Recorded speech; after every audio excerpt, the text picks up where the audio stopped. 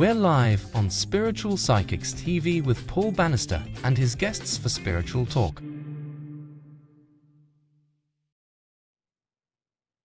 Hello everyone and welcome to Spiritual Talk here on SPTV, and welcome back. We've got another great guest. It's Thursday evening, it's 6 p.m. wherever you are in the world. Although I do believe if you're watching from America, our clocks have changed over here. So you might be checking your clock. It's around about 5 p.m. I've got to do my sums quickly. About 1 or 2 o'clock. There you go. I think you're 5 hours behind now rather than 6. Anyway, welcome everybody. It's good to see everyone here. Let us know that you're here, that we're live, because it's good to know that I'm not just talking to myself, and obviously I've got Richard in the background. We've got another brilliant guest coming on this evening, talking about one of my favorite subjects. And this is your opportunity to ask questions, guys. So let us know where you're coming in from. We're just waiting for the comments to load up now. We've got Bill on tonight. I'm just going to quickly plug Bill at 8 o'clock. So stay tuned for that as well. We're just waiting for the comments to come in. We've got Melly. Hello, Melly. Hi. Where are you coming in from? What part of the world? Love to know where you're coming in from. Hi, Tina. I've got Richard here with me in the background as well, keeping things going for us. Caroline, hello. She's coming in from Dagenham. Hello, Dagenham. Great place. And Kirsty, good evening. It's good to see you coming in, guys. And Carrie Ann, she's coming in from Ontario in Canada, beautiful part of the world, I must say. And Heather, hi Heather. And Heather knows our guest that's coming on tonight. And Daniela, hello Daniela, good to see you here. Welcome. And Tina, hi Tina, she's coming in from Southampton. And Christine, it's good to see you. Don't forget Richard, guys, in the background. Oh, Daniela, you're in Yorkshire, in East Yorkshire, beautiful part of the world at Hull. And Jan, she's coming in from Slovakia. Wow, that's a great shout. That's brilliant. And Joanne, hi Joanne. And she's put hello Sir Richard. And also hi Paul from Birmingham. Great stuff. Great stuff. Richard was just saying he drove past you yesterday. He would have popped in for tea if he'd have known you was there. Anyway, we've got Arlene. She's coming in from Colorado. Hi, Arlene. It's good to see you here. It's good to know you're there. And remember, guys, this show is for you as well. This is your opportunity to find out more about our subjects and the wonderful people that we have the opportunity to come on our show. And we got, hi, Trudy. She's coming in from Ohio. She said hello to you, Richard, as well. And hello, Lou Cook. It's good to see you guys. I know Paul's in the background somewhere as well. And oh, well, there's Paul. Hello, Paul. Good to see you, mate. Good to see you here. And they're coming in from Nottingham, so I do know that. Hi, Eva. She's coming in from Sweden, a beautiful part of the world. Lovely to see you. It's great you can be joining us this evening. Chrissy, she's come. Where are you coming in from? Is that Wooden Hills of Bedfordshire? Brilliant, beautiful part of the world. Hi, Chrissy. Glad you're joining us. And MJ is coming in from Virginia. Hi. How you doing? So, Richard, I think we should get our guest in. Without further ado, ladies and gentlemen, our guest is in the green room, so to speak, waiting to come on. Tonight, I'm really excited to introduce to you David Charles Rowan. Now, David is also a professional astrologer, a master practitioner of neuro-holistic therapy, but he is also a past life regressionist.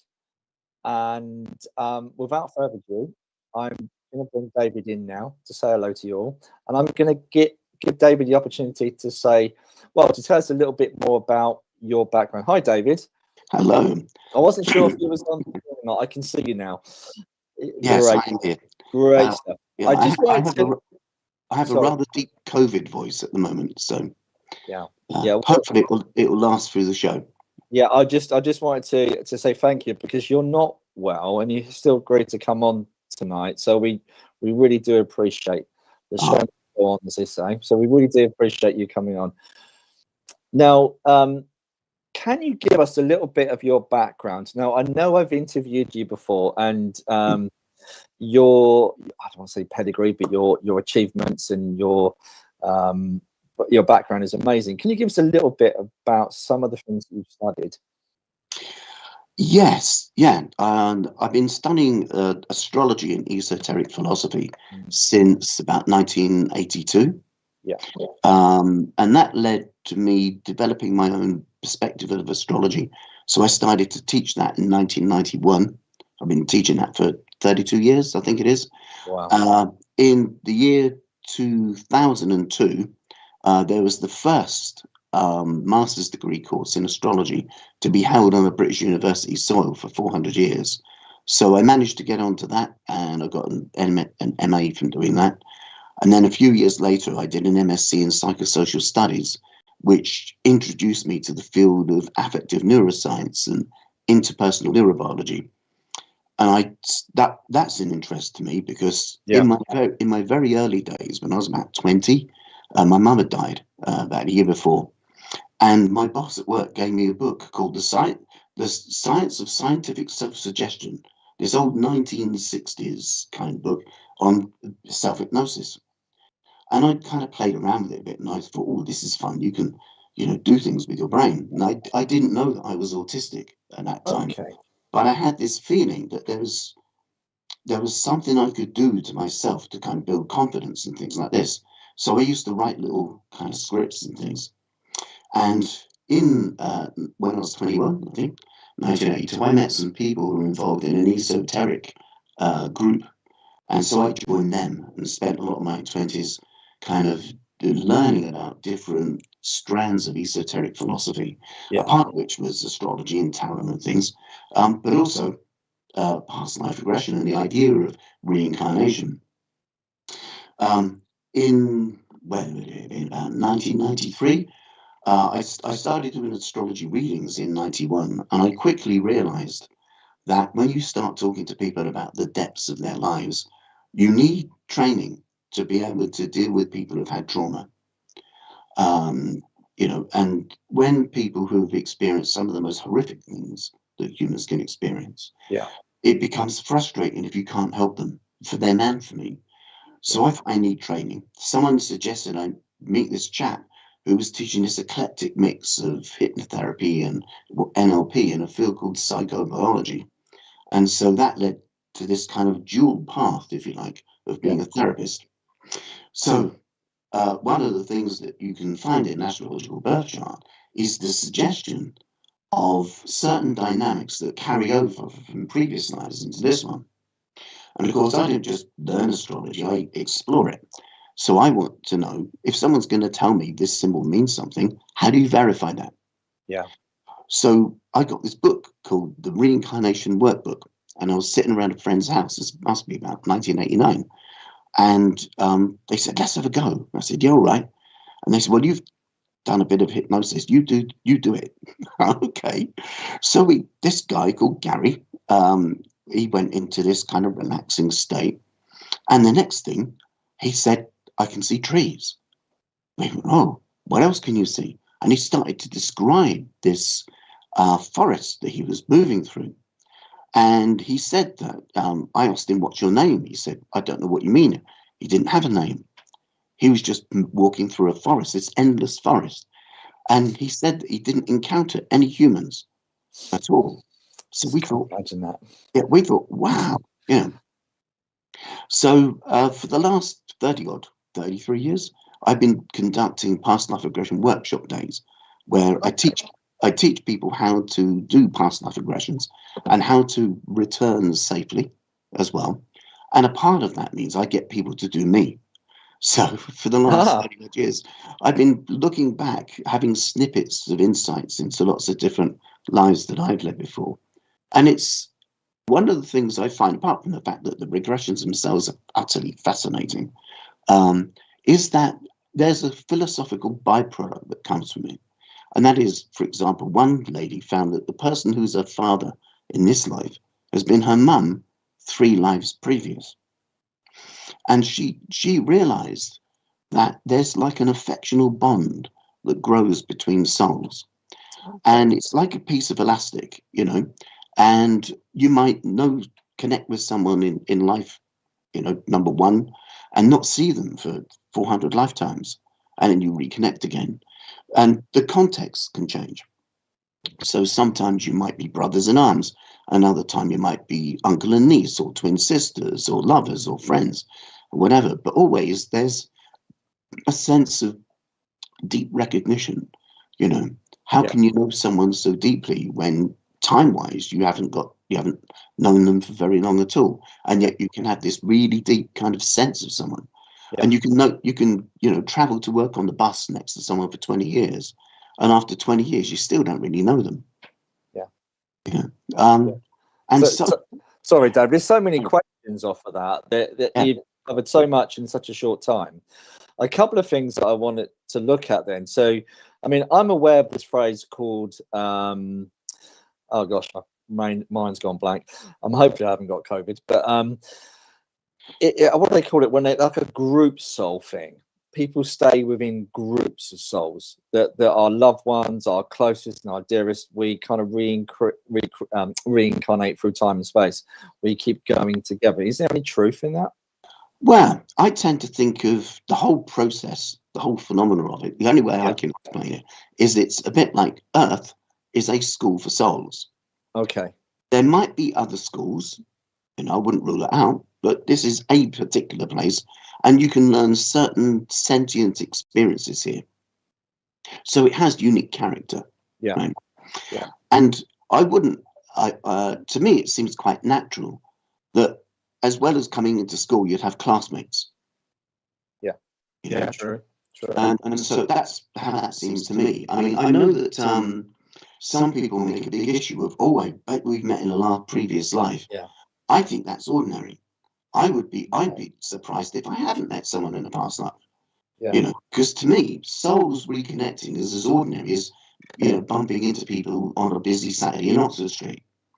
There are so many lives that people have that we make connections and reconnect, and it's a very complex network, and at the same time incredibly profound. Absolutely. There's a few things I would say about the regression process, and that is that in a sense, going into a state of deep relaxation is just a state of deep relaxation. What you do with that relaxation once you're there, it really determines the kind of the work that's being done. So, for example, if someone goes deep relaxation and they just free float, that's like meditation. Yeah. If someone goes into a deep relaxation with a specific intent to resolve something, heal something, change something, that's hypnotherapy. Okay. If someone goes into a deep relaxation with the intent, then that's regression. It's just a bit of a quantum leap to suggest to such a deep state of relaxation that you can access memories of lives you've lived before. Yeah. Now, I've experienced things like a trance medium sitting in a chair. They put themselves in a trance, then they tell me about things that I've done before. But I always find when someone does that it's dissociated. Yeah. I don't connect with it. But it's completely different if someone, guides you into a deep, relaxed state. And of course, a part of the process of past life regression is to allow a person's sense of identity to leave or drift away from their identity with the current life and enter almost like the loci, their attention becomes identified with their soul state. And then it's from being within their soul state that you can then access memories of other lives. So you kind of leave this incarnation behind and then travel into memories. And there are lots of people who use different metaphors for that. Yeah. Some people kind of get you to float up in a hot air balloon, and then when you land, you're in a different memory. Yeah. Other people use the notion of flipping pages in a book. I just tend to like using the idea that there's a door of time, because one of the things I'm always concerned about is safety. If you open up deep memory, you need to be able to close that at the end of a session, so a person doesn't walk out in the street confused about why people aren't wearing powdered wigs and putting cloaks on puddles. right? Because Yeah. it might be 2023, but they think it's 1753. Yeah. Right? So when you come out of a past life regression, you need to be able to close the memory, but also still retain the memory of whatever occurred. You know, and so my script has lots of safety features kind of peppered through it that kind of means that a person can experience things they've done before, but not necessarily live them out. You know. So can I ask a question on that? Mm. So we're very accepting, you and I. I'm a medium, and we connect to different realms. And in your experience and all the work that you've done, we kind of take it for granted that we have this ability to connect. But someone sitting at home that might be thinking, well, this all sounds a bit bunkum. How are they connecting to past lives? Is there any kind of science behind the ability? Is it, I mean, I know there's been a lot of testing now, but whereabouts within, is it within the brain that we're able to connect in through into the mind? What would you say the process is, David, that we're able to connect to this? Well, in terms of science, science would say that past lives don't exist. Yeah. Because it can't be proven, even though there's lots of anecdotal evidence. Yeah. But science views anecdotal evidence as immaterial. Yeah. Right. So a little bit like a lot of psychic phenomena. It can be kind of experienced, and there's lots of anecdotal things around, but science doesn't agree. At the moment, that doesn't mean it won't be the case later on in the future, Yeah. but just where things are today. You know, in terms of memory, I mean, all memory really is just one synapse away. You know, it's just accessing it. And so the process of being able to remember things you've done in the past that actually really did happen, but you can't remember. It's like there was a day when you read the 8th word of the 2nd page of the 4th book you ever read. Now, you might not be able to recall what that 8th word of the 7th page of the 4th book you ever read was, but that did actually happen. You know, so there are a lot of things in our lives that we can't access consciously. Yeah. And so the part of the regressional process is to be able to kind of get the memory muscles to open, as it were, so that a person can start to experience it. I often say in my training with people, it could be the case that there isn't anything to do with past lives. It might be genetic memory. Possible. It could be the case that there aren't any past lives, but you're downloading other people's memories from the collective unconscious. It could be that your brain has got bits of information through your lifetime, and like a Derren Brown thing, is cobbling together an extraordinary sophisticated fantasy. Then again, it could be a past life memory. Yeah. And so the only person that can actually say that was a past life memory is the person themselves. Yeah. But what seems to kind of happen with a past life memory experience afterwards is that a person finds that it's incredibly vivid. Yeah. When I think of, say, a holiday that I had, or if I think of, say, I don't know, the last Italian meal I had, right? There's a certain the redness of the tomatoes, or when you're thinking about a holiday, the blueness of the sea, right? The vividness of things. In past life regressions, everything is extremely vivid. Yeah. And everything that happens in them is kind of heightened, you know. So you might see the buckle on a shoe, and for some reason it stays with you.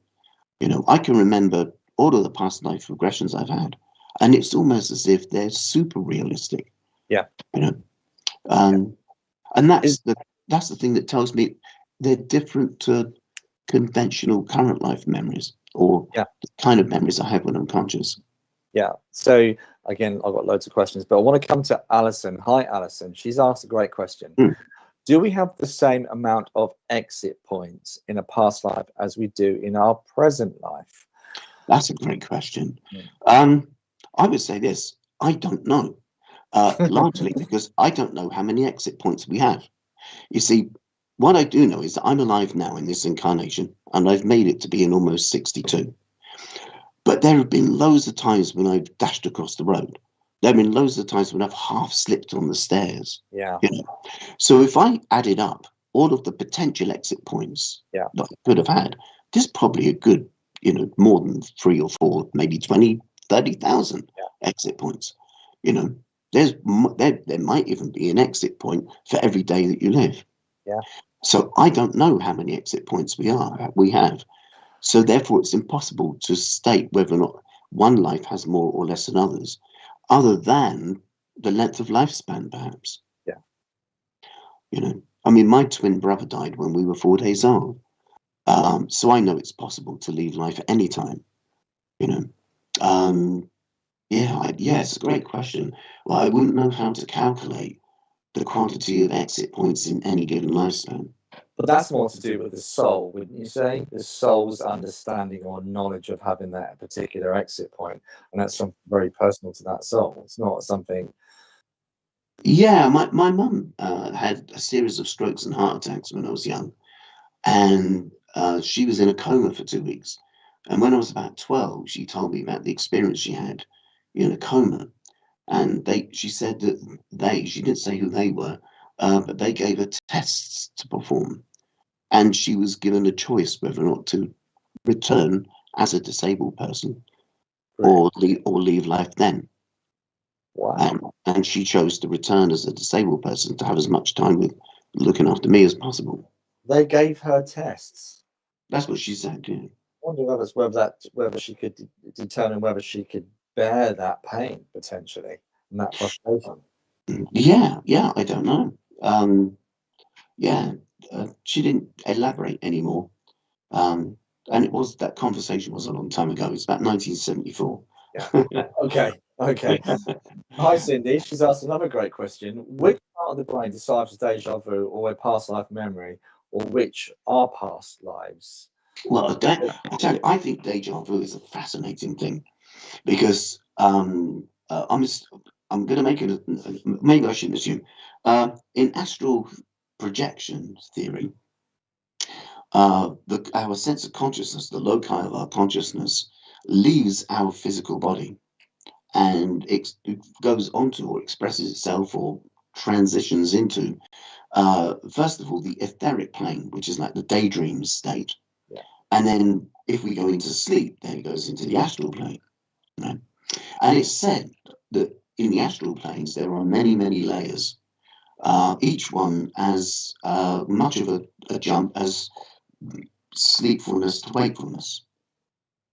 But it's said in esoteric theory that on one of the astral planes, there is a place where all things are written, sometimes called the Akashic Records. Right. And you can look things up. Yeah. So, for example, you find there are quite a lot of instances of a person who wakes up having dreamt of a train crash, and then they look at the newspaper, and on the front page there's a thing about a train crash, right? So sometimes I think deja vus might be a waking memory of something you've looked up when you were asleep. That's a possibility. In terms of the deja vu of a person, it's possible that a person could look up who they're going to meet next week, and then when you meet them next week, they seem familiar. Then again, it could be a past life connection. And I think the answer to that, you can only know by talking to the individual concerned, really. And that means doing a regression session on them and seeing if they've met before. But I think they're both plausible and therefore hard to kind of say which is the correct thing, because I think that they could be either or both. Well, so would that be for premonitions as well? Yeah, that's what I had one.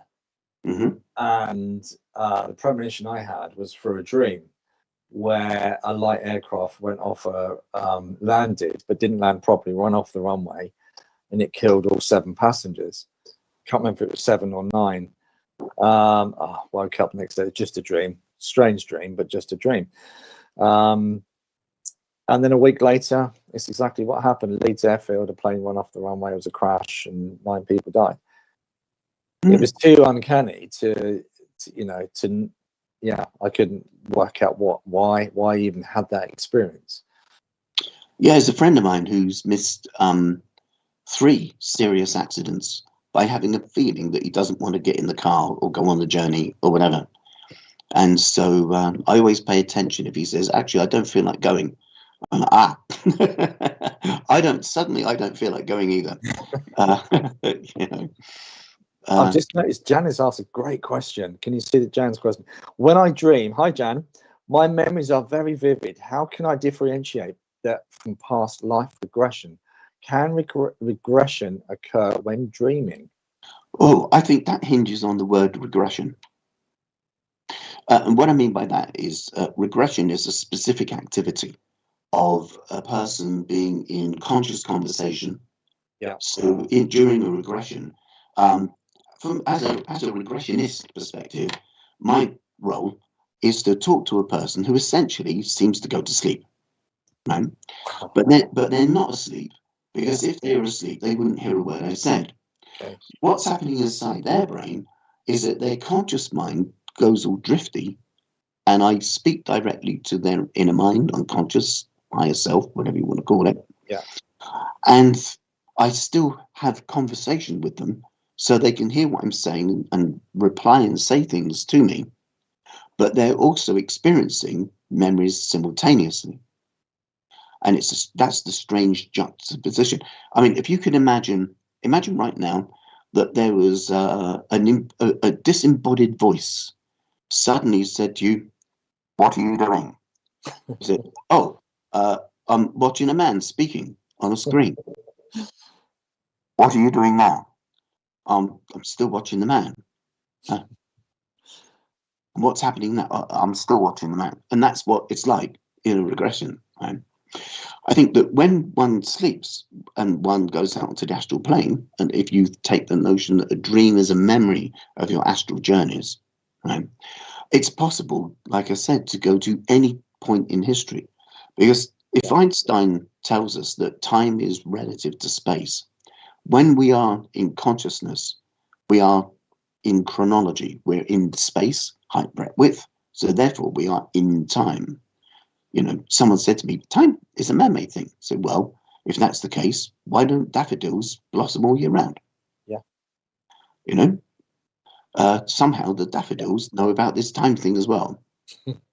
But when you leave space, height, breadth, and width, you also leave time.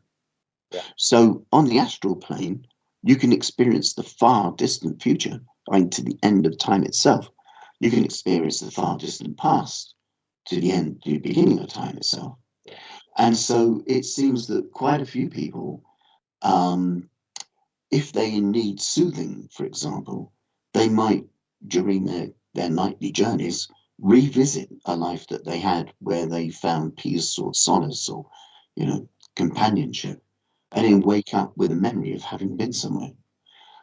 Sometimes you find as well that some people have certain, one could almost say, obsessions or a bit of a thing about a certain time period or culture. Yes. Yeah. You know?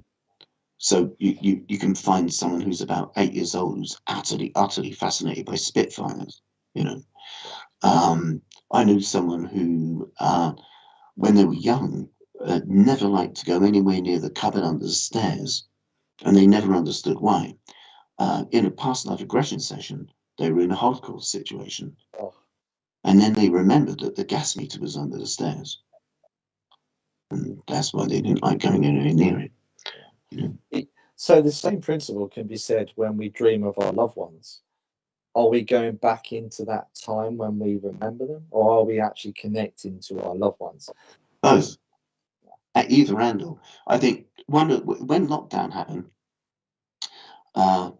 I saw Chris Peckham was doing like a spring watch type thing. Yes. Yeah, they called it the Isolate Bird Club. I thought, well, what can I do? And with all the books and things I've got, I thought, I know what I'll do. I'll talk to people about books I've got on my shelves, but specifically things that would help people to deal with isolation. Yeah. So at one point, I did 100 lectures in 101 days. Wow. Talking about all kinds of subjects, you know, Spike Milligan poetry, psychology, all sorts. But a part of it was talking about astral projection and how, even though you're physically isolated from someone, you can reach out and connect. You know. So potentially then astral travel, because we kind of get to those realms as well. Say that again. So we're kind of going into the realms of astral travel. On that basis, yeah. Should we return to past life regression? Yeah, we'll go back. We're digressing, aren't we? And we're digressing. Yeah. So I know we talked about certain key points, though. For me, though, I know people that are friends of mine that have mentioned to me, is it dangerous to be regressed? What if I have a really bad experience? How? But then when we bring that memory, if it's done like by yourself or a professional therapist, how do we then deal with the trauma that comes back? That is a brilliant question. There are two distinctive ways or methods that remembering a past life memory can be done. One of them is associated, and the other one is dissociated. Okay. If the intention is to relive a memory, then one has to do that in an associated way.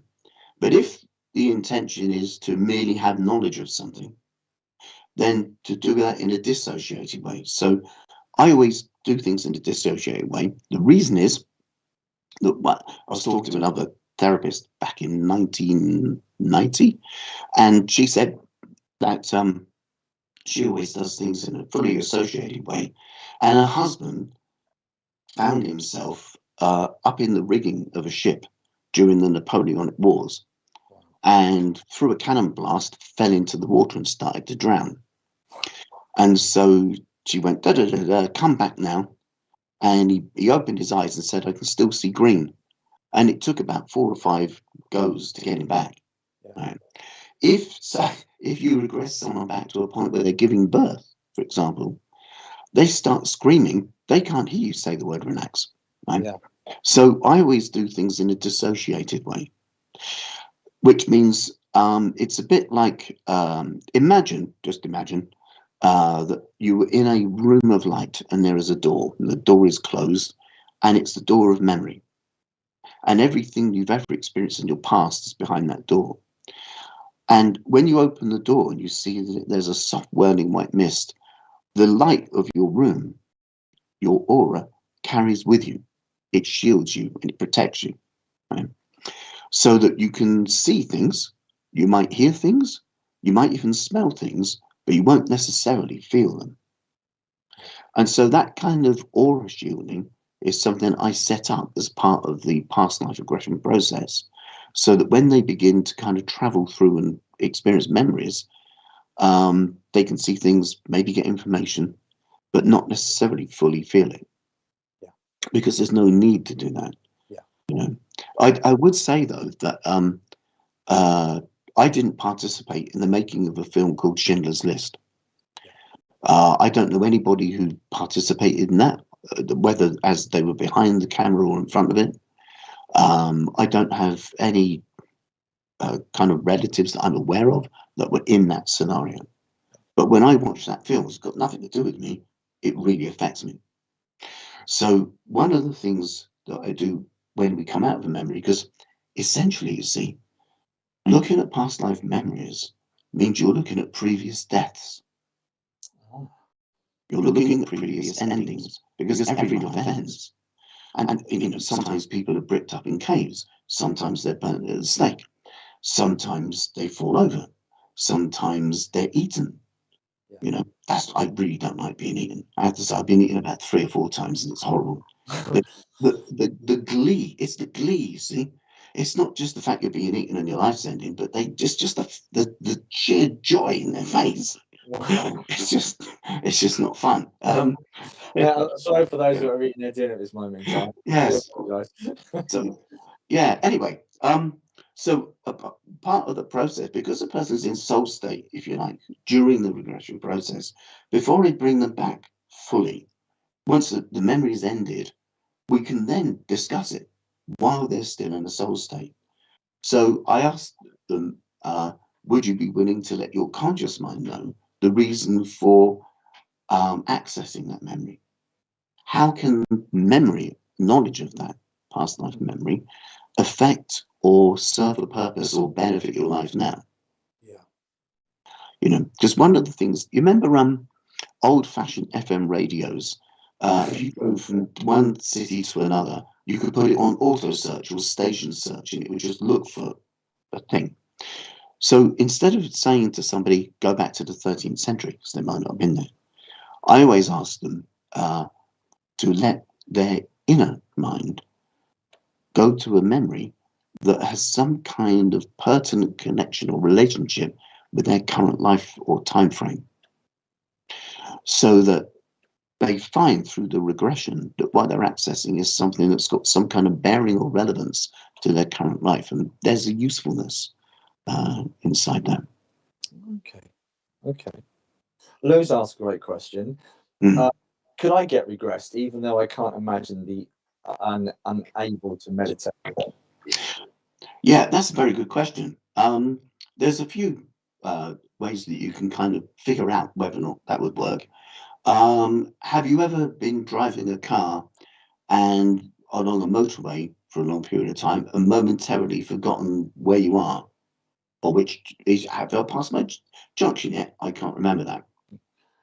Or found when you're driving that you're in a supermarket, kind of working out what you're going to do, but you're not in the here and now in the car. You're kind of, your memory's drifting off somewhere.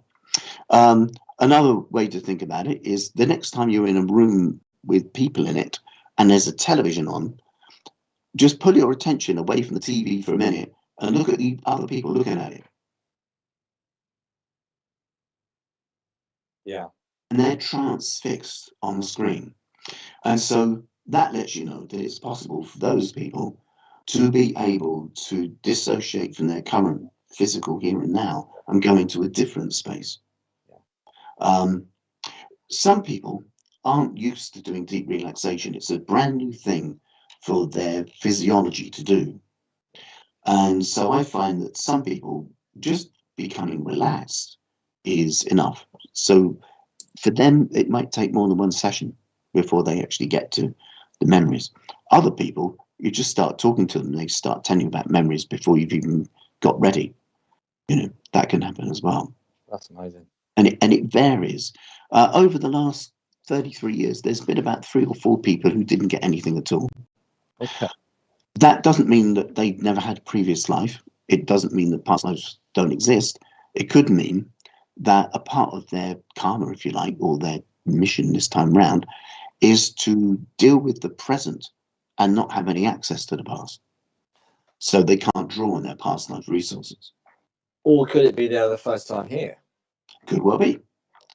Yeah. So I don't know whether you've come under had that experience when someone's never had any kind of incarnation here, or even that term "a new soul." Mm. And how do we, you know? And yeah, it blows the mind. It really does.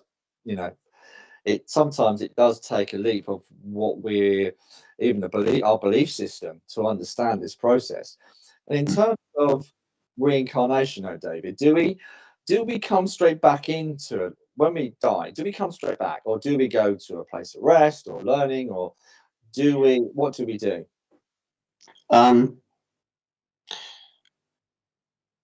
There are 2 questions embedded in your question there.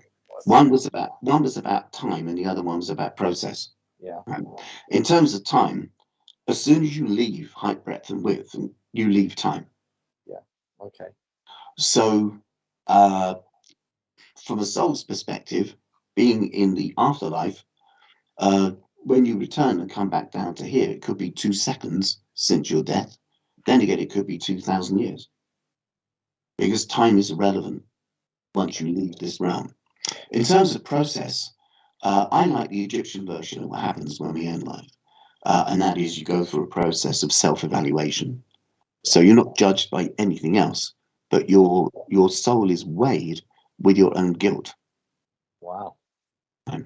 And they have 42 declarations. So just imagine that a soul is taken into a chamber, and there's a large scales. On one side of the scales, there's a feather. And on the other side of the scales, there's a little bottle that holds the soul. And the idea is to discover that you're as light as the feather. And if you're as light as the feather, you can stay in the enlightened realm. But if you're heavier than the feather, you have to come back round for another incarnation, because you're learning how to be of light heart. And in the chamber, there are 42 deities, 42 gods and goddesses, and they've all been watching the video of your life including your private thoughts and feelings. Wow. And you have to make declarations of truth. Right? So imagine that you say to these deities, I have never slain another human being in this lifetime. And if I said that, I'd feel quite comfortable. Yeah. Right? Yeah. Try another one. I have never allowed my heart to burn with anger. Oh dear. You've not I've been never, I know. I've never set my mouth in motion against another person. Yeah. Oh, Boris. Right. So, yeah, and there's 42 of these declarations. And so in their thing, the soul goes round and round and round, having multiple lives until they learn to be of light heart. Yeah. I'm of the opinion that there is a restful period, but it's out of time, so that could be, I don't know how long. I also think as well that when we plan the next life, it's done in full cooperation with every soul that we encounter. And when I was in my 20s, I used to do a lot of meditational stuff, and I tried to actually get the picture of it in my head, and it was too big. It actually hurt. So I stopped, and I just decided that mystery has a value, right? But because I tried to think that the people who are my parents must have agreed to have been the children of my grandparents, who must have agreed to have been right all the way back to the Big Bang, right? And if you think that every footstep you take has 360 direction points, like every compass point's got 360 degrees. So in every footstep we take in life, as well as the direction we're taking, there are 359 other directions that we're not taking. But every one of those roads must have along it all of the arranged meetings with cats, dogs, people, trees, any natural living phenomena that we encounter. Yeah. But all of that's in place and agreed with, before we land. And the complexity of it is just astonishing. Absolutely. So it's too big for I've only got a little brain. I can't get the universe inside my little brain. So I just decided, okay, I'm just going to have a sense of principle of things. So I think that we plan our next life, and including, as someone said, all of the potential exit points as well. And whether or not we check out at one exit point or we continue going, obviously we keep going till we get to the last one. But when it's so interwoven, it's almost like we're the actor on a stage and everything's there for us in a way. Kind of. I think of it a bit like imagine a car driver, right? If you're on a roundabout, you can take the first exit, and down that road there's a humpback bridge followed by a village pond, right? And because you're on that road, you can't avoid that. There is the humpback bridge, there is the village pond. But if you turn off and you head towards the dual carriageway and get on a motorway, there is a dual carriageway and there is a motorway, and that's your destination, if you like, your destiny, because you've chosen that road. Yeah. But you can change roads anytime. Yeah. Learning how to change roads, if you're on a path of smoking cigarettes, learning how to change to being a non-smoker, or if you're on a path of hay fever and learning how to talk to your immune system so it doesn't have hay fever responses anymore. I think one of the things that I love about the therapeutic work that I do is that I show people how to gain controls, because they're not, on the surface level, people are gaining control over their ability to pass exams or stop having hay fever, stop smoking things. But what they're doing on a deeper level is they're changing their soul path.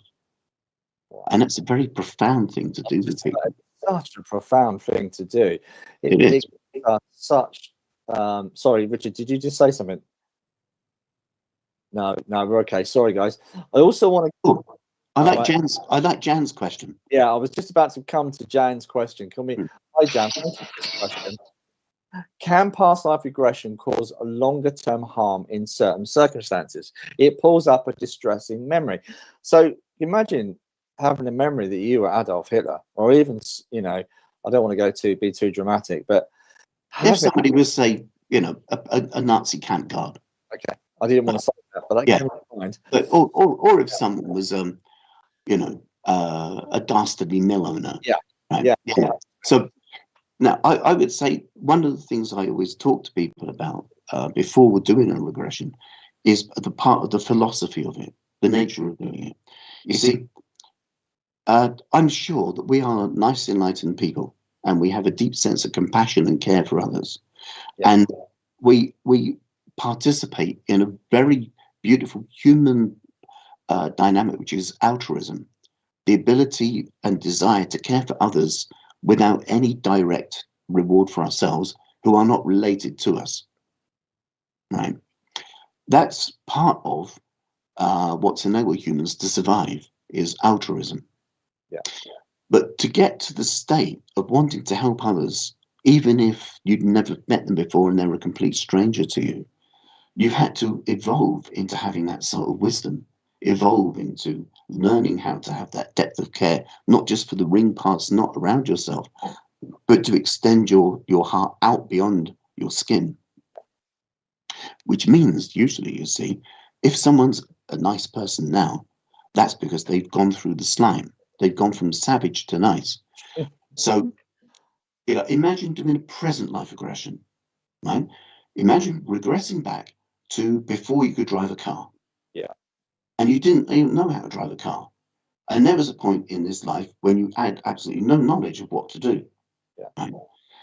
There was even a point in this life where you didn't know what a car was, because you were very young and you didn't know what the word was. Right? There was a point in this life when not only did you wet the bed, but you did it gleefully. You would go, ooh, and it would be like an amazing thing because your biology is going goo in, goo out, and it's marvelous, right? And it was celebratory that you could actually do something with your biology. Yeah. But we've grown beyond that. Yeah. Right? So when you look back at earlier versions of yourself, sometimes you might find earlier versions of yourself which are light and laudable and full of wisdom, but you might also find earlier versions of yourself that are unpleasant. Yeah. But it's always wise to remember that you're looking at an unlearned version of yourself. To talk about Jan's point a bit more, not only can we find that there might be earlier versions of ourselves that were nasty, sadistic, or cruel, we might find ourselves on the receiving end of other people's nastiness or cruelty, or even just buried underneath the rubble of because there's been an earthquake or something, or in a burning building. Yeah. A part of, I mentioned before that before I bring a person out of the relaxed state, while they're in their soul state, we discuss what the person can learn from that. Why is their inner mind presented them with this memory? So we find a purpose for it. And it's very profound. For some people, that's more profound than the memory. And talking about it, talking it through at the end of the session as well, when it's all done, that can enable a person to be able to position it philosophically. But because I'm a therapist, I always let people know if they need to talk, if in a couple of months or something they want to kind of chat about things, they can get in touch. So it's not just the session is it, goodbye. Yeah. I always feel like I'm a support worker for anyone that kind of enters my care, and that never ends. That carries on until I start breathing. Can I ask a follow-on question from that? So it's great that you have that for your clients. That's brilliant. But people that go to visit a therapist and they have this experience that's not particularly nice, and I'll come to Joe. Hi, Jodie. I'll come to your question in a second. Can they still have like reoccurring nightmares from that experience? Is that common? Does that even happen? Well, the person has recurring nightmares. Yeah, because they've released something from this experience they had. Right. Yeah, none of my clients have ever reported that. Okay. But you just said a very important word there. Right? It's the word release. Okay. So if we believe in a holistic that we are a holistic being, that means we're not just a body, we're a soul, we're a mind, we're a heart, etc. as well, right? And that means that what affects us on one level of our holistic nature has rippling effects or echoing effects through every other layer of our holistic nature. Okay? Okay. So when a person does massage for someone, they massage from the feet up to the armpits and from the head down to the armpits. The reason is they're pushing the toxins towards the lymph nodes, which are in the armpits. Right? And that's because our bodies can have toxins lodged in them, and they become knots and things like this.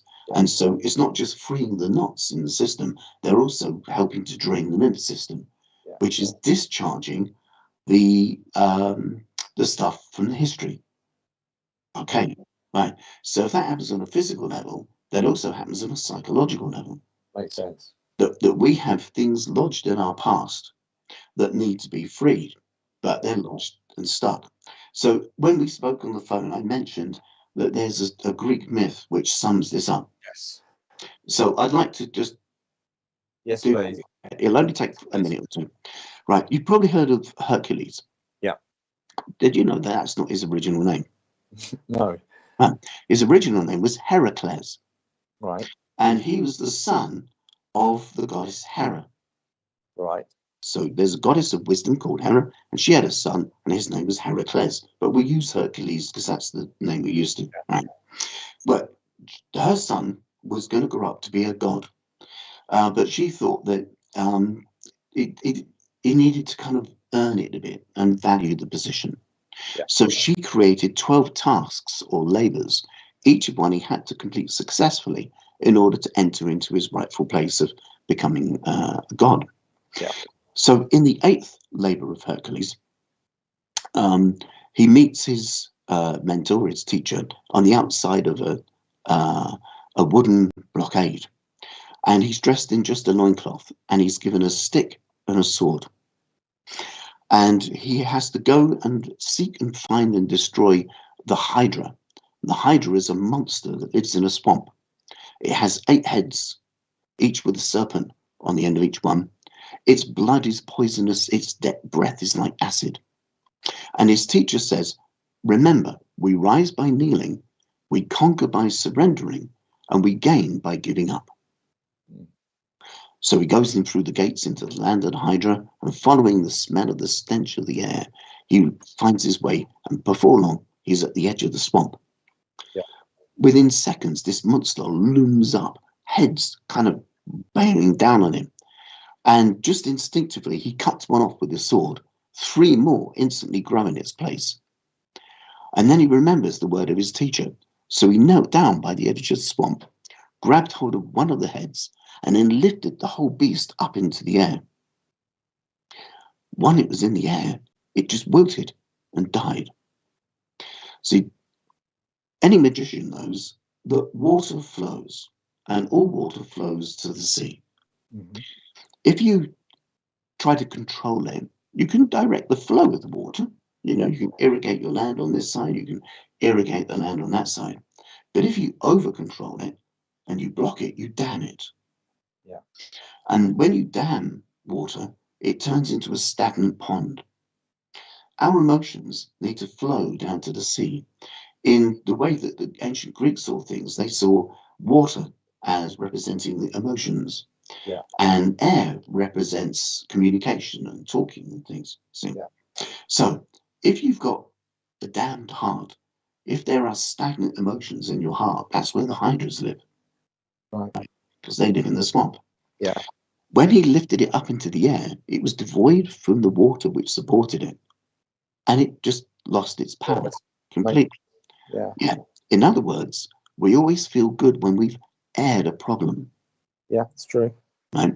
So one of the reasons for that I have for letting the person's inner mind present whatever memory it wants them to look at, is because there's a very high chance that it's highly charged with emotion, and there's a very high chance that that emotion is having some kind of impact or effect on their current life.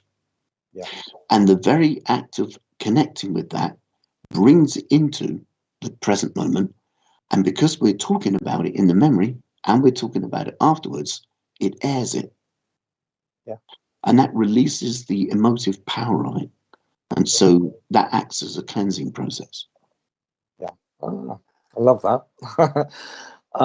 We're going to quickly go to Jodie's Yeah. question. If a child grew up without much love and care and protection and safety, how do they learn to connect to heart later in life? Well, that might take another life in itself. Yeah. In a nutshell, there are lots of ways of doing that. Yeah. One can connect to heart through the arts. So someone can connect to heart through getting involved in music or art or photography or dance. And that's a way of connecting to heart. Sometimes people require psychotherapy. And for some people, they need to look back at, those early years and work through the trauma and find a forgiveness in their heart for whoever was doing things. For other people, they don't necessarily want to look back. So for others, finding something in this life that twinkles their heart, that encourages their heart to grow and blossom. So hobbies and things can be a way of doing that, especially things that have some kind of soul purpose or some kind of physicality, like dancing is a good one. But that's possibly one reason why people do sports and all sorts of things, because it enables their body to kind of release tension and things, But in terms of love and protection and safety, there's something I've dealt with a lot of people over time. When the Me Too thing happened, I was not surprised. By the mid-90s, I talked to so many women about their experiences of being on the receiving end of men. I actually started to feel ashamed of being a man. Yeah. And so I wasn't at all surprised when the Me Too thing happened, because it seems to me that, I don't know, a brutality of men seems to be almost epidemic, right? And so what I've done with a lot of people over the years is recommend a martial art called Aikido. Aikido teaches your body how to handle attack, but without learning how to be aggressive. Yeah. So Aikido doesn't have any aggression in it, but you just teach your body what to do if someone grabs hold of you or something like that. And that encourages a person to be able to feel physically safe. It also has a mind-body harmony dynamic to it as well. And so, I'd seek and find an Aikido club. So essentially, David, just quickly coming off that. So say we've learnt the Aikido, that memory, that vibration, that energy is stored within us potentially, that we could take into the next life. As we do with all of them, yeah. And that's one of the things I love about both my astrology work and the therapy work I do, is that it enables a person to find the light within themselves and to kind of liberate and free their system, But there's been so many times I've been holding myself back. I'm so nosy, I admit. Okay, guys, live on air, I'm nosy. I'd love to know about some of people's experiences with past lives. I bet you've got a whole catalogue of some interesting experiences with what people have come up with. Yeah, well, I mean, a lot of it's trial and error. Like in this past life regression workbook that I had, it said when a person goes into regression, it said they twitch. So a person's lying passively and they're becoming relaxed. Then all of a sudden, as they start to have things they're looking at, they'll go like that, right? And that lets me know that they're experiencing something. Yeah. So in the early days, I used to ask the question, "What can you see?" Right?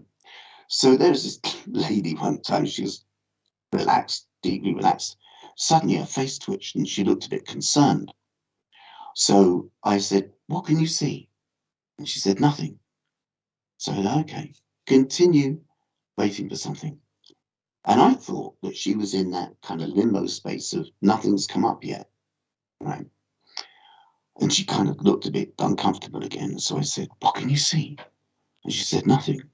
Okay. This went on for about half an hour, with her getting increasingly frustrated, me getting frustrated. So I said, "Would you like to end the session?" She said, "Yeah." I said, "What was happening?" She said, "Well, I couldn't see anything." I said, "I know." She said, "But you didn't ask me about the trunk." And I said, "What trunk?" And she said, "I was locked in the trunk." So she's locked in the trunk on the back of a carriage, right? And his voice out of nowhere saying, "What can you see?" She couldn't see anything because she's in a trunk. If I had said, "What can you feel?" Yeah. So now the first question is, what are you experiencing? Yes. Yeah. There was one time this person kind of twitched, and I said, "What are you experiencing?" She said, "I can feel the sea," and her voice sounded young, right? Okay. Almost like a 5-year-old. Yeah. And I said, "What are you wearing on your feet?" She said, "Nothing." I said, "What else are you wearing?" "My blue dress." "Oh, do you like your blue dress?" "Yes." "And where are you?" "I'm on a boat." "Do you like being on the boat?" "No." "Oh, why don't you like being on the boat?" "It's sinking." And they've been torpedoed. No way. Yeah. There was another guy. He said, "I can see the sea." And I thought, because he used that language, "I can see the sea," I thought he was on land looking out at sea. So I said, "Oh, what's happening?" He said, "We're moving off." And then I realized, oh, okay, we're on a boat. And he said, "Storm's coming." I said, "Right. And what's happening now?" He said, "We're going down below." And then his face looked contorted, terribly, terribly contorted. He looked like he was in pain beyond belief. Yeah. And I said, "Go forwards to when you're next on land." And then his face beamed with huge smiles of, "Oh, thank you for rescuing me from that pain." And it turned out that he was on a boat with 4 guys and a man from Cornwall. They had a goat, right? And they were taking pots and pans to take to the Indies to exchange for spices. Okay. And when a storm came, they had to go down below deck. But the man from Cornwall smelt worse than the goat. Oh, He's in this small confined space with this terrible smell for hours and days until they finally got on this jetty and they could smell fish, and it was such a relief. Yeah. Other people have had strange things. There was a woman, and I said, "What's happening?" She said, "We're waiting." But, oh, this is good, because if there are other people, you can get an idea of what their costume looks like. Yeah. So they might, if they're wearing centurion things, we know they're in them. Yeah. So I said, "Oh, what are the other people wearing?" She said, "They're finest." Oh. Okay, all right. So we're in some kind of place where there's one wears one's finest. I said, "What's happening?" Said the man with the hat is on a horse and he's telling us to wait. "Oh, right. What are you waiting for?" "I don't know." "Right. What's happening now?" "We're still waiting." And this went on for ages. And then, after what seemed like many hours of waiting, the man on the horse with the hat told the people, "Wave now, wave now, wave now." And in the distance between 2 hills, they saw a carriage pass between these 2 hills while they were waving. So there's some dignitary going across a country, I don't know what the country was, and all the way along, the gentry en route have got their peasants to come out in their finest Sunday clothes, not that the guy could see because they're like little ants on hillsides, right? And to wave as the procession goes past, but they got no sense of time. So they just have to stand there for hours and hours and hours and then just make a little wave. One imagines Napoleon or someone like that. Yeah. Okay. Oh, it could have been just the Duke of somebody, Yeah. Yeah. Yeah. It is interesting stuff. There was a lady in this life, smoked cigarettes. She had kind of rings in her nose, dreadlocks, had a quite rebellious sort of look about her.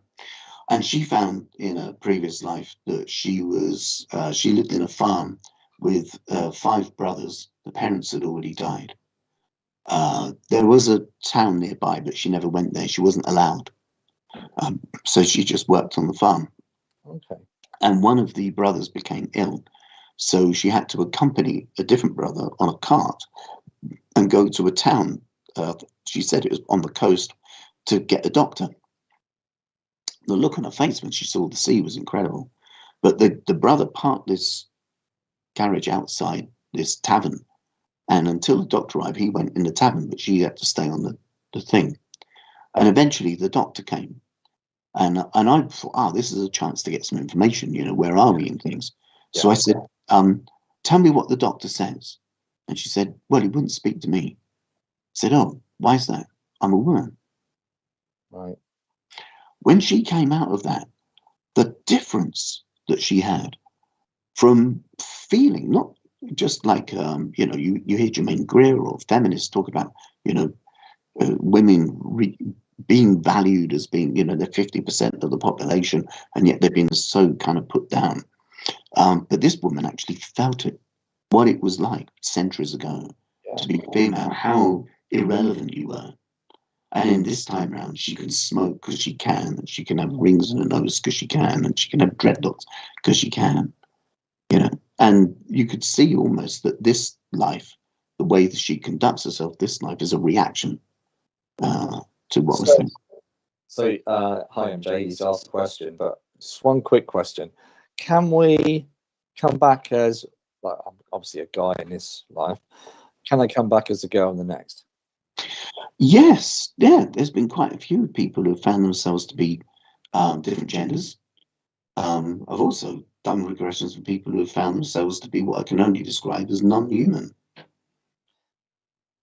Now that just blows my mind. When you say non-human, do you mean off-planet?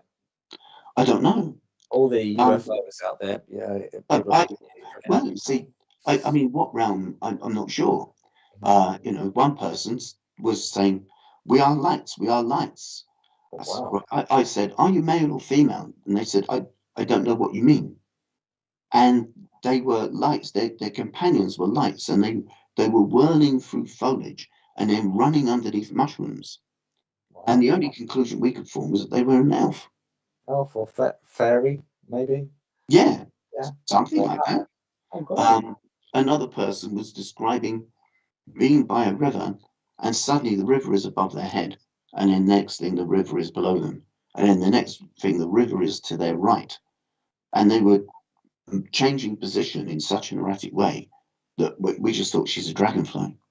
Oh, yeah, makes sense. And No, a friend of mine who was a builder many years ago, I mean, he was an incredibly down-to-earth person, and he found himself to be in a space where he could see a village, and he said it's like an old Saxon village, and it was being attacked, and there were lots of people wearing brown, and they were killing each other.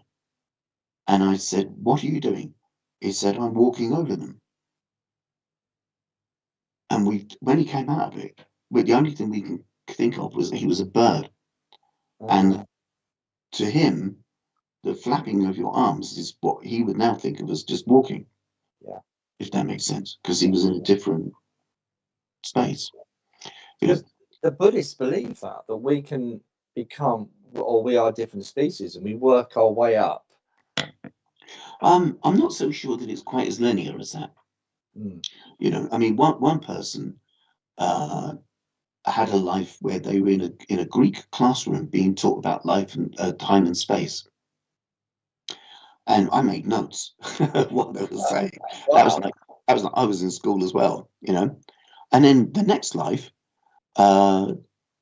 this person was wearing fine robes in the woods, and there was a man on a horse. And I said, "What are you doing?" They said, "We're hunting." "Ah, what are you hunting?" She said, "A peasant." Oh. And she'd been sold to this castle as a young woman, and this guy who had this castle had these pretty ladies that would sit in windows. They were untouched, but they would do lace and embroidery and things, and they were just pretty decoration in windows. And I said to her, "Do you have romantic associations?"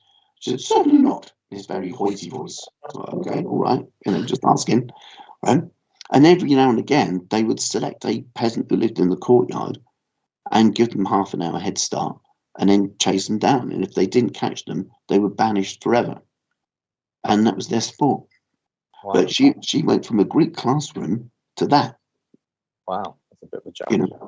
Yeah. So it's not always wisdom grows. Sometimes it doesn't seem to be completely. Okay, there's no rhyme or reason to it. There's no flow. I'm sure. What I tend to think is, in the planning room, when you're working out what lessons you need, I also think that there are certain conditions, if you like, social conditions, that match what you need to learn. You know, I mean, I often think, could you imagine what it'd be like? I mean, we both wear glasses, right? Yeah.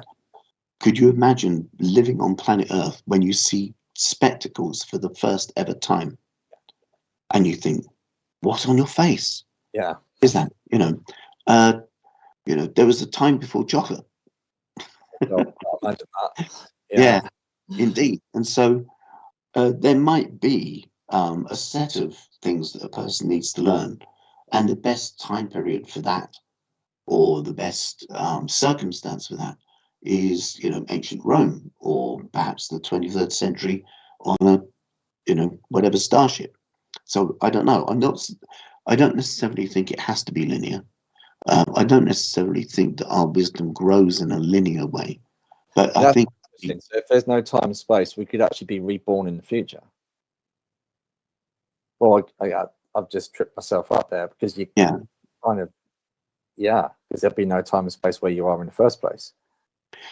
Yeah. I think when you're when you're not in life, when you're not in physical chronology, when you're out of height, breadth, and width, you're also out of time. When you're incarnated on planet Earth, we're in a chronology, but a soul's chronology isn't necessarily the same as the physical chronology.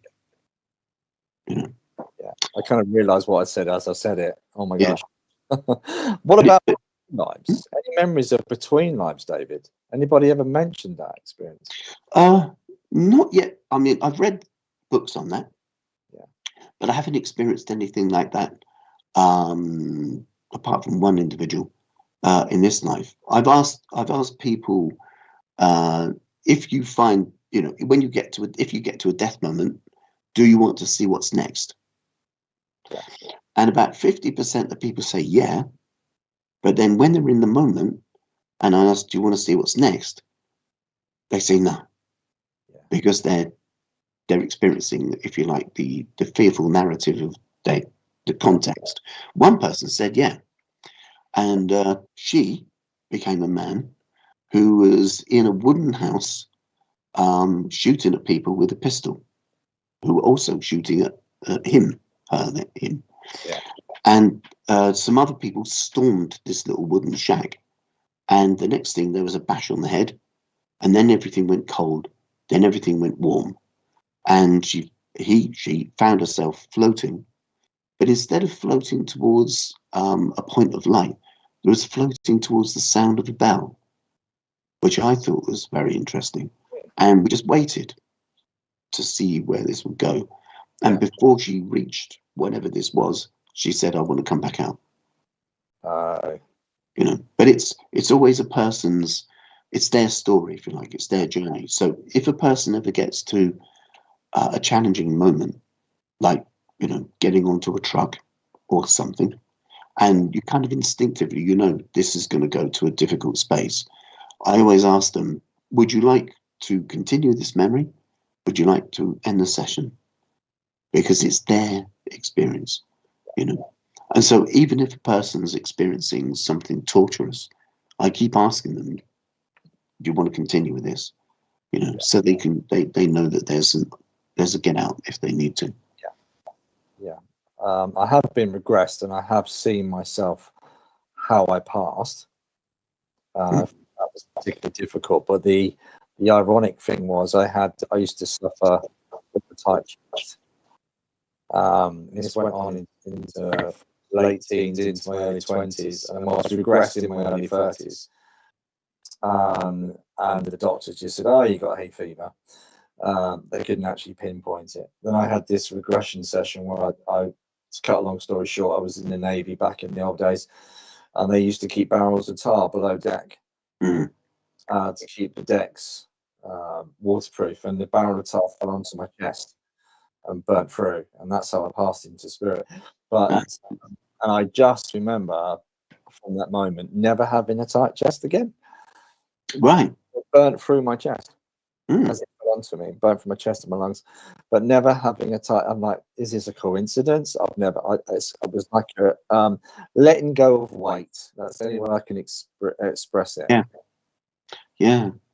I've had a couple of seafaring lives, Yeah, there's a thing of sometimes when I'm teaching people how to do this, they can be quite clever with how they guide people, and at other times they can get stuck. Oh, does that, David? Sorry, when you say that, does that mean it's an element of suggestion? Can we suggest a life to someone as a therapist? Well, I do my best to avoid that. Yeah, you know. So by saying person, is that kind of possible? yes, but then, like I said, deep relaxation. If you do one thing with it, it's meditation. If you do something else with it, it's hypnotherapy. If you do so the deep relaxed state means that if a person starts to suggest things, they're going off into a hypnotherapy route, rather than discovering memory. Yeah. So I mean, if a person's had a regression and they found themselves, I don't know, in 9th century Ipswich, and then they want a future recession and they want to go back to that one again because they've already found that. That's fine, But I would never suggest that someone go and find a life when you did A, B, or C.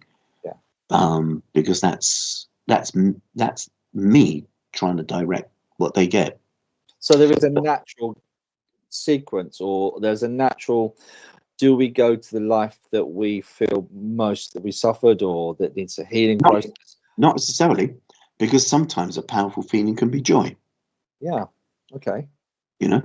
And so, some people have found themselves to be kind of, gallivanting on horses and having a marvelous time. Yeah. So, sorry, I was just going to say that when I begin a regression session, at the very, very start of it, I ask the person's inner mind to give a signal that the person gives the go-ahead, it gets permission to explore. Okay.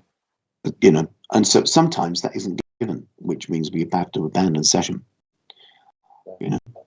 Just because for some people, exploring where they've been isn't part of their thing this time around. So although their conscious mind might be curious, their inner mind might not want to look. So, I kind of wait until you get permission from the person's soul, if you like. Yeah. To go ahead. Okay, that's very interesting.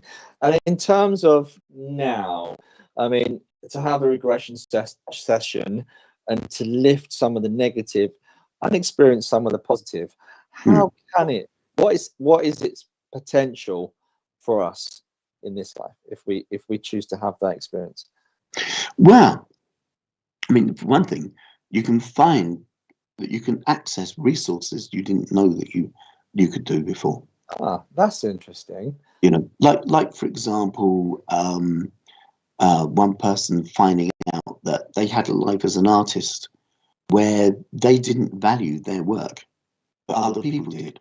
Yeah. They were showered with accolades for what they thought was silly and stupid. Right.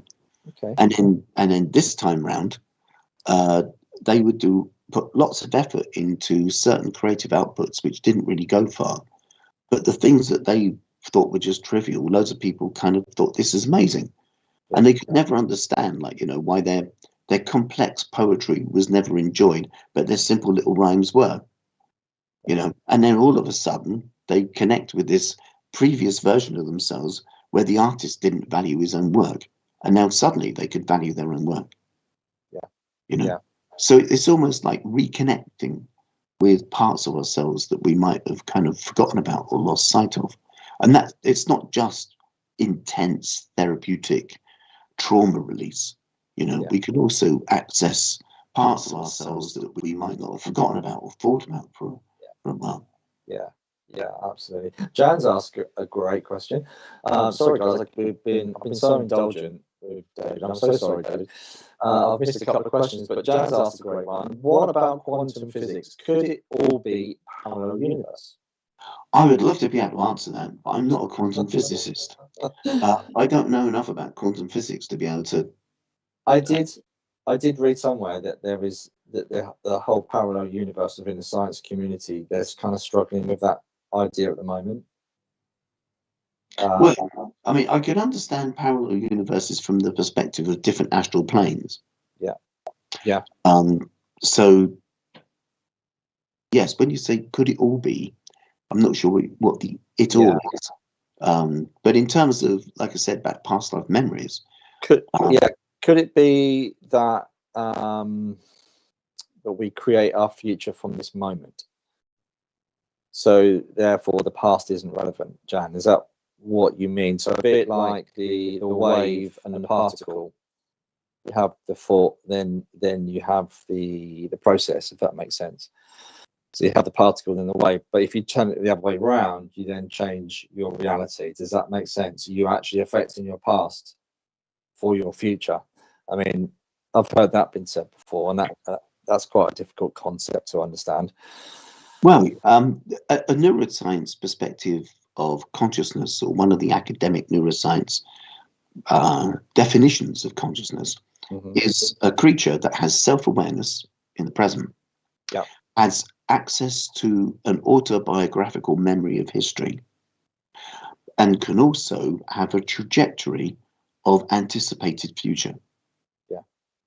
And the neuroscientists who wrote that said, essentially, we are clumsy clairvoyants, right? Because there's a time lag between what our conscious mind knows we're doing and our body is already doing before our conscious mind's aware of it. Yeah. So in that kind of sense, we are creatures who are present-based phenomenon, but we live in this kind of past, present, future dynamic as a way of comprehending the self, you know. And I would say that, I mean, all the therapeutic work and things I do is all about helping people to redirect their future trajectory. You know, so I definitely think that whereas the NLP world, for example, would say that you don't need to look at the past, all you need to do is change the way you think, and then you've got a brand new pattern. And that does work on that level. But at the same time, I love history and I love the roots of things. Yes. And I sometimes find that just searching back and finding the root of a behavior or a dynamic or attitude or a circumstance somehow has a freeing dynamic to it, which then means that when we look forwards and we go forwards in time, we can take a different path. You know, so there is a kind of a therapeutic byproduct to the process. Okay, just coming a little bit off topic, I'll come to Cindy's question in a sec. Indeed. Oh, I think that's right. Yes, you're right, Cindy. It would. Yeah. Okay. You can't see the comments. Cindy's asked, with healing your past lives, will it not change? That word healing is the key word there. You see, your past lives are done. History is done. Right? You can't change the past because it's done. You can change your relationship with it. You can change what it means to you. You can change how you feel about it. You can change what you learn from it. That's where the healing process comes in. But I know that there are some people who do past life regressions, and they say, for example, one time someone's doing a regression on me, and I found myself in this kind of courtyard, and there was a tall, like a tower with a window up above, and I was looking at this window. There's no glass there, but it's opening, and the feeling I had was that some kind of decision or judgment is being made that for some reason meant a lot, and I was hanging on, waiting for this judgment or whatever's being made. In my peripheral vision, I could see these walkways with kind of veranda roofs like this, and people scuttling up and down in kind of soft feet. And the person doing the regression said, "What's happening?" So I'm waiting. So now, what else can you see? And I described these other people I could see. And they said, "Go over and talk to them." I said, "I can't." "Why not?" "I'm waiting." And in that moment, they forgot that it's a memory. And they were trying to talk to me as if it was a vivid meditation. Right? So I know that there are some people who do past life regression, and they would have said something like, "Go over and speak to them and make peace with that person." That's not exploring a memory. That's interacting with a kind of what's the word I'm looking for? With a representation of the memory. Yeah. Okay. So you're not actually accomplishing what you need to accomplish in that. Well, yeah. So for me, the memories are set in stone. Yeah. It's what we draw from it, what we can learn from it, what it tells us. That's for me. That's where the value is. So if you find out that Genghis Khan was horrible to you, well, then you found out that Genghis Khan was horrible to you. Yeah. You know, but then what does that do? What does that do for you now? Yeah. How does that adjust your relationship with power? Yeah. What do you like when you have power over others? You know, so there is something fruitful in every circumstance. It might not always seem that way, you know, but humans have the capacity for incredible kindness and also the capacity for insane sadism. David, we've been going for almost an hour and a half, and Richard hasn't even been putting the adverts on. We've not had a break. Goodness. We literally have. We've got we've got Bill Hughes coming on at 8 o'clock, so stay tuned. Don't go anywhere, and he's doing live readings. I don't know who the guest is tonight. Is there a guest tonight for Bill, Richard? Oh, Richard's on tonight, guys. So do we get to see you, Richard? Oh, yeah, we tried. We tried. Anyway, don't miss that, guys. That'll be on at 8 o'clock. Please. Also, we'd love you to share out as well. Share the love. Get it shared out as well that Richard and Bill are coming on. But I want to say a special thank you to you, David, tonight, because you've come on. You've got COVID. I know you're not feeling very well. You've shared a lot of your experiences. We can't thank you enough. But it's a pleasure. Oh, I love being on these things with you. It's great fun. It is great fun. I really enjoy it, and we have some great conversations. I feel very indulgent when I interview our guests. It's a wonderful thing, and again, it's all free, guys. So do check us out on SPTV. But David, can I just ask you, what are you up to next? What's next for you? Well, I'm still teaching astrology. I'm getting to the point of videoing my introduction course so I can put that as an online thing. Yeah. So then people can just pay as you view, yeah. if that makes sense. I'm going to take parts of that and use that as a foundation for an astrology book as well. So I'm working on that too. Yeah, brilliant. The musician in me has a lot of songs to record as well. Oh, okay. There's so many strings to your bow, David. It's always a pleasure talking to you. We can't thank you enough for coming on. It's been brilliant. By the way, can we ask you to put the woods behind you? Sorry? The woods, the picture behind you. Is that that's obviously not your window, but that's a great picture behind you. Is it a local woods? It's a photograph I took in a part of Wiltshire called Ramsbury, probably about 15 years ago now. And I've had it blown up into a huge picture, so it makes a nice backdrop. It is, and there's no end to your talent, clearly. Thank you. Thank you so much, guys. We'll see you again in 2 weeks' time. Don't go anywhere because Bill and Richard are going to be on. Again, I just want to say thank you to Dave for coming on. And pleasure. Thank you very much. I'll see you in 2 weeks, guys. Take care.